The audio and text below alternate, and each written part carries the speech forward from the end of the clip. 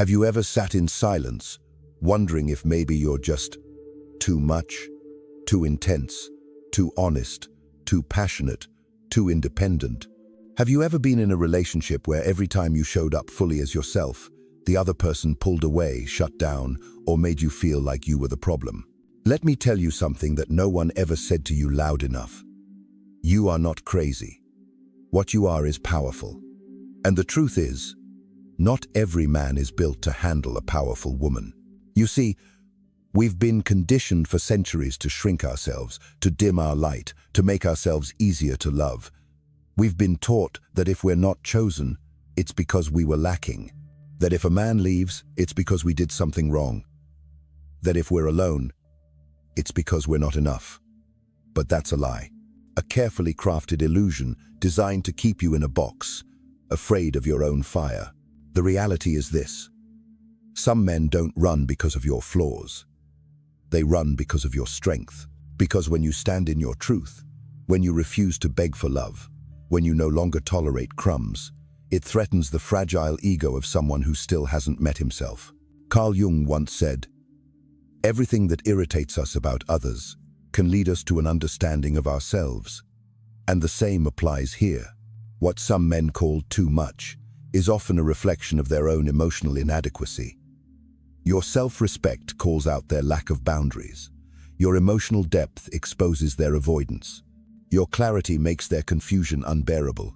It's easier to label a woman crazy than to admit you're not man enough to meet her where she is.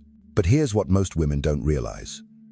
When you're powerful, truly powerful, you won't get applause. You won't always be praised. In fact, you will be misunderstood. You will be misread. You will be accused of being difficult, intimidating, cold, or even arrogant. Not because you are any of those things, but because your presence disrupts the emotional status quo. Your clarity unsettles those who live in confusion. Your solitude offends those who fear being alone. Your standards terrify those who benefit from your silence. You're not crazy, you've just awakened. And awakening, my dear, is a threat to anyone who is still asleep. Think about the times you were told, "You're too emotional," when all you did was speak your truth. Think about the men who said, "You're too independent," when all you did was stop relying on their approval. Think about the partners who accused you of being distant, when all you asked for was a deeper connection. It wasn't about you being wrong. It was about them being unready. A man who has not done his inner work will always be unsettled by a woman who has. He will mistake your peace for pride. He will call your boundaries walls. He will resent the fact that you don't need him to feel whole, because he's been taught to believe that a woman's emptiness is what makes her lovable, that her need is what makes him necessary, that her silence is his safe space. But you've broken that script. You've learned that silence, when it's not rooted in fear, becomes sacred.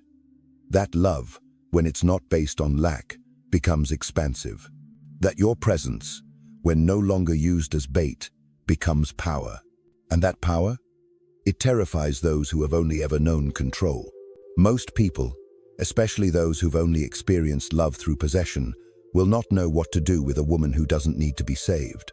A woman who walks away not in anger, but in clarity. Who says no without an explanation. Who chooses herself even when her heart still wants to stay. That woman, she is not crazy. She is awake. She is whole. And she is rewriting the story.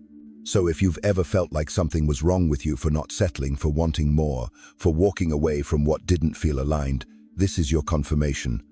Nothing is wrong with you. Nothing is broken. You are simply evolving. You are shedding the skin of every version of you that once needed validation to feel seen. You're becoming a woman who is no longer moved by breadcrumbs. And that shift, that evolution, that decision to honor yourself over your fear of being alone, it's what makes you powerful beyond measure. Of course, the world will try to gaslight you. They will say, "You're too picky." They will say, "You should be more open." They will remind you that nobody's perfect. But the truth is, you're not asking for perfection. You're asking for presence, for reciprocity, for real. And real love-conscious love doesn't shrink you. It doesn't silence you. It doesn't punish your truth. So don't shrink, don't apologize, don't make yourself smaller to soothe someone else's insecurity. You are not hard to love. You are just hard to manipulate. You are not intimidating. You are just clear. And you are not crazy. You've just outgrown a world that profits from your self-doubt. So stand tall. Own your fire. Keep your standards. And remember this. When a man says you're too much, it usually means he's too little. Let him go. The man who is right for you won't be overwhelmed by your power. He'll be inspired by it. He'll see your strength not as a threat, but as a match. He won't try to dim you. He'll rise to meet you. And until then, keep shining. You are not crazy. You're just becoming the woman you were always meant to be. There is a moment in a woman's life when something inside her quietly shifts. It doesn't come with fireworks or a dramatic announcement. It comes in silence, often after disappointment, heartbreak, or simply exhaustion. One day, she wakes up and realizes she no longer wants to be rescued. And that, for many men, is when the panic begins. You see, society has built its narrative on a fragile foundation. The woman as the damsel, the man as the savior. The idea that she must be incomplete, needing a hero, needing direction, needing permission to feel whole, to be worthy, to be loved. This belief is so deeply woven into our culture that when a woman says, "I don't need to be saved," it shakes the entire emotional structure of a relationship. Most men are not taught how to love a woman who saves herself. They are taught how to fix, how to provide, how to be needed. Their identity often depends on her dependency. When she starts standing on her own, when she stops asking for reassurance, when she no longer needs his validation to feel seen, that's when the fear kicks in. Not because she's doing anything wrong, but because she's disrupting the only version of love he was ever taught. Carl Jung believed that true growth happens in the space between roles when the persona we wear no longer fits who we've become. For a man, that means evolving beyond being the hero. For a woman, it means shedding the skin of the pleaser, the good girl, the grateful one. When a woman evolves beyond needing to be saved, she is no longer moved by performance. She no longer clings to empty promises. She listens not to words, but to energy. Her silence becomes more discerning than her speech. Her presence becomes intentional, not habitual. She doesn't engage to feel validated. She chooses connection from a place of clarity, not lack. That is a terrifying shift for someone who was once empowered by her neediness. What happens next is often predictable. The man feels unsettled. He might withdraw. He might lash out. He might say, "She's changed." And he's right. She has. She's grown. She's come home to herself. She no longer needs a body beside her just to feel safe. She has made her own soul a sanctuary. But let's be clear, she's still open to love. She's still capable of tenderness. She still longs for connection, intimacy, and partnership. The difference now is that she is no longer willing to abandon herself to get it. That distinction changes everything. Before her awakening, she may have confused chaos with passion. She may have mistaken inconsistency for mystery. She may have tolerated emotional immaturity, thinking it was a sign of depth. But now, she sees clearly. Her intuition is no longer a whisper she ignores. It is a voice she obeys. This kind of woman is not angry.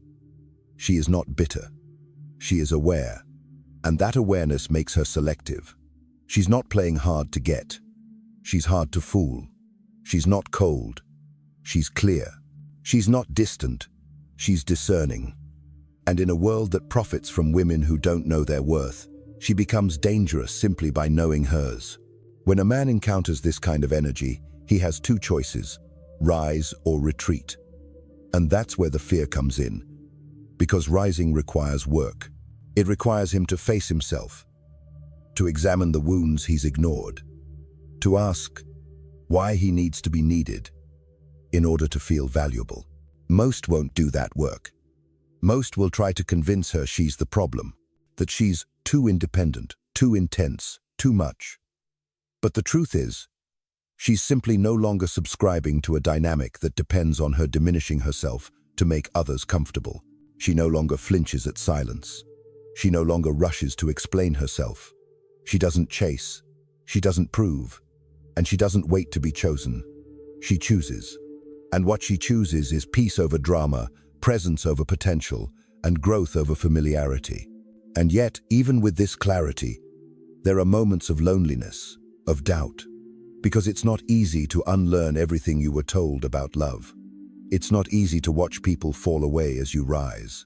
It's not easy to realize that most of what you once called connection was simply codependency wrapped in affection. But she does it anyway. She keeps walking, because deep down she knows nothing real requires her to betray herself to have it. There's a reason why the awakening woman often becomes a mirror people can't stand to look into. She reflects back everything they are not yet ready to become. And instead of seeing her power as an invitation, they see it as a threat. They don't fear losing her. They fear being seen, because she sees it all, the projection, the patterns, the avoidance. She sees through the act. She sees beyond the charm. And because she sees clearly, she cannot unsee. That's why she's labeled too deep. Not because she's drowning, but because they can't swim. So what does a woman do when her awakening scares the very people she once longed for? She honors it. She doesn't shrink it to fit their comfort. She doesn't dilute it to become more digestible. She lets her evolution be the filter. Those who can meet her there will. And those who can't, they'll fall away. Not because she's cold, but because she's warm enough within herself not to chase warmth outside. Carl Jung once wrote, "Your vision will become clear only when you look into your heart. Who looks outside, dreams. Who looks inside, awakens." And this woman has awakened. She no longer dreams of being rescued. She is already home. She no longer asks to be chosen. She chooses herself every day.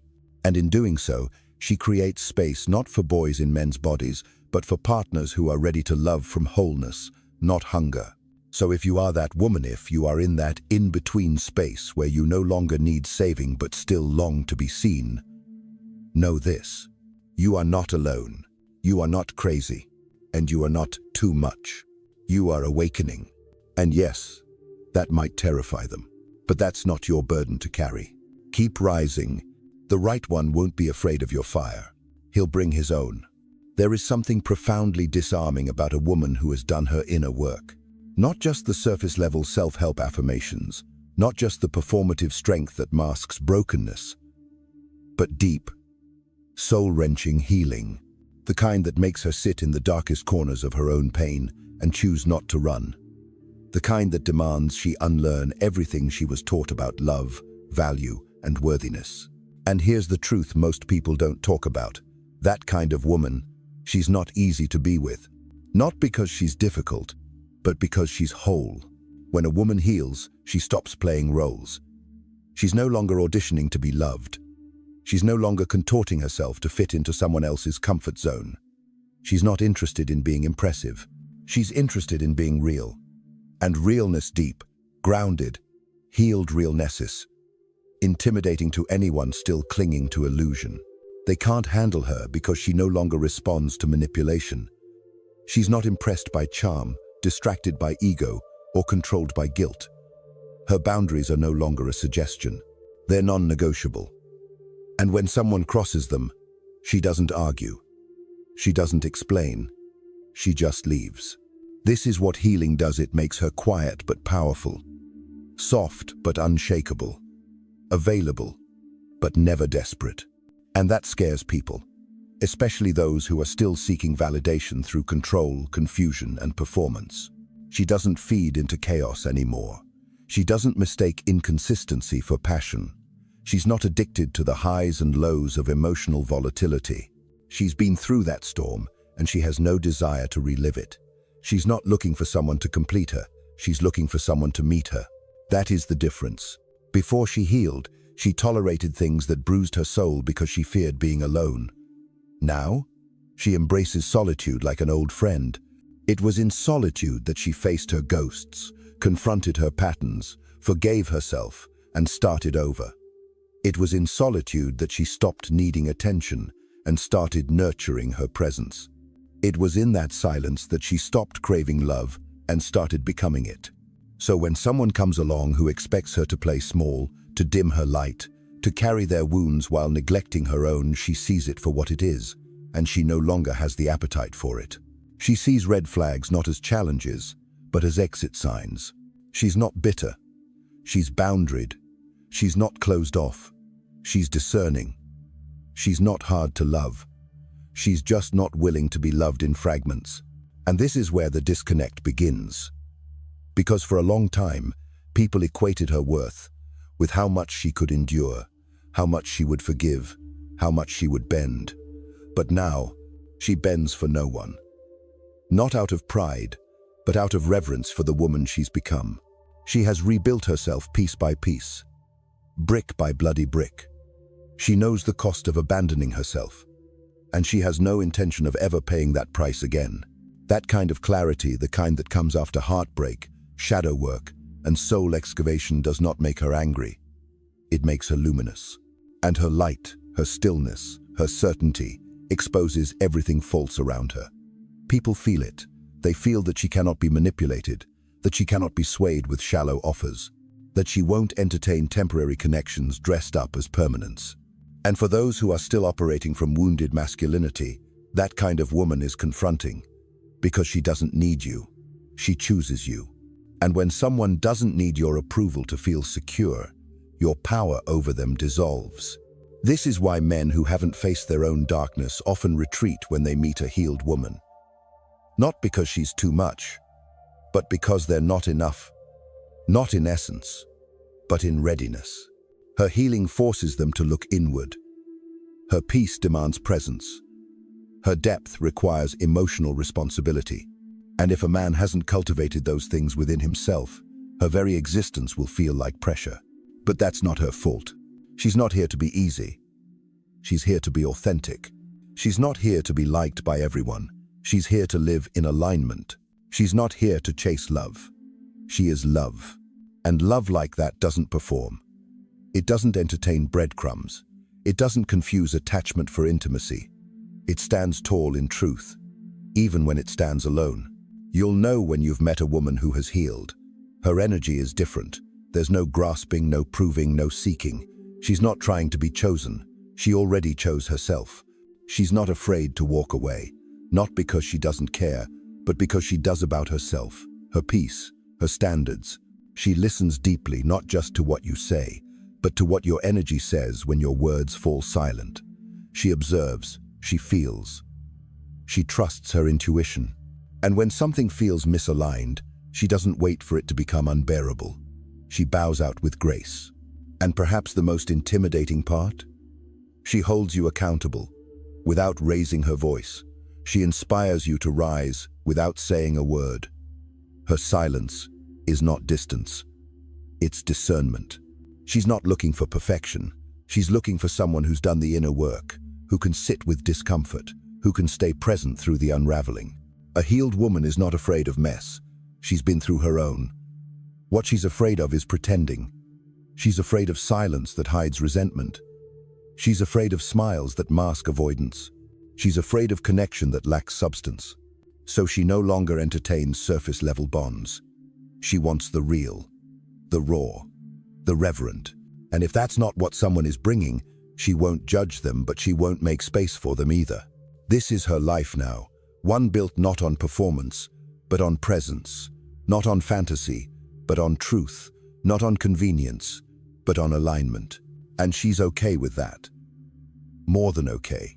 Because after everything she's survived, the one thing she will never again compromise is herself. So if you meet her, don't try to save her. Don't try to impress her. Don't try to possess her. Just meet her fully. Honestly. Courageously. And if you can't do that, step aside. She didn't heal to repeat the past. She healed to rise, to live, to love on her terms, in her time. As the woman she fought like hell to become. There comes a point in a woman's journey when she stops being just a person in the room and becomes a presence. She no longer seeks approval, She no longer softens her truth to be palatable. She no longer waits to be chosen. And something extraordinary begins to happen. She becomes a symbol. Not a symbol of perfection or fantasy, but of sovereignty, of self-possession, of raw, radiant truth. And this is when she becomes dangerous. Not because she harms, but because her very existence confronts a society built on female dependency. When a woman breaks the narrative that her value lies in being wanted, saved, softened, or subdued, she breaks more than expectation. She breaks the emotional infrastructure that has, for generations, defined womanhood by how much she gives and how little she asks. Society loves the obedient woman, the agreeable one, the accommodating one, the one who sacrifices herself without question, the one who gives more than she gets and still feels guilty for asking, the one who stays even when it hurts and smiles even when she's shrinking. That kind of woman fits the system. That kind of woman doesn't make noise. But when she wakes up, when she reclaims herself, when she refuses to play the part she was handed, she becomes a threat. Because now, she doesn't just live differently. She sees differently. She sees through the roles, the games, the unspoken rules that once kept her small. And when she sees clearly, she can no longer pretend. She doesn't flatter egos. She doesn't carry fragile masculinity. She doesn't validate control dressed as protection. She doesn't shrink to fit in. She expands, boldly, quietly, unapologetically. And that expansion terrifies those who benefit from her silence. A woman who chooses herself over social approval is radical. A woman who finds joy outside of romance is rebellious. A woman who walks away from comfort for the sake of truth is revolutionary. Because what she's really saying is, I am not here to be consumed. I am not here to be managed. I am not here to be liked at the cost of myself. And that message? It shakes the ground beneath every institution that profits from her compliance. Marriage, as it's traditionally been taught, demands a kind of forgetting. Love, as often portrayed, demands performance.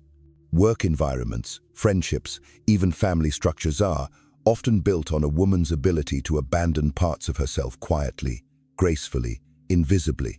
But she's no longer interested in invisible wounds. She's no longer willing to pay for peace with pieces of her soul. Now, she demands something different. She wants conscious connection, not attachment. Reciprocity, not rescue. Presence, not performance. Truth, not tradition. And that kind of woman cannot be controlled. So what does the world do with her?